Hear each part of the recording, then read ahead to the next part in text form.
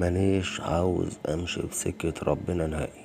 قرفان من سكة ربنا، اللي بيسجد ليه واللي بيركع ليه بيكون ارهابي متطرف مسلط عليها القرن بقلة الادب والوساخة والقذارة، وده ارهابي تكفيري. حتى البنت اللي في جسمي بنت ارهابية وتكفيرية.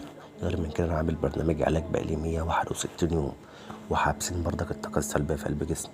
رسالة لرئيس الجمهورية،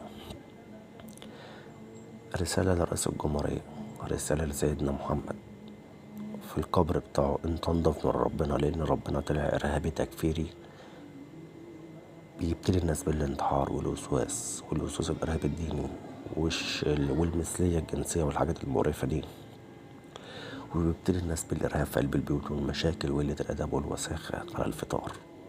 رب طلع مش محترم ومش مشرف، ولازم ان ربنا يمشي خالص من دماغي، لاني مش عاوز اعرفه، سكته وحشة يا جماعة.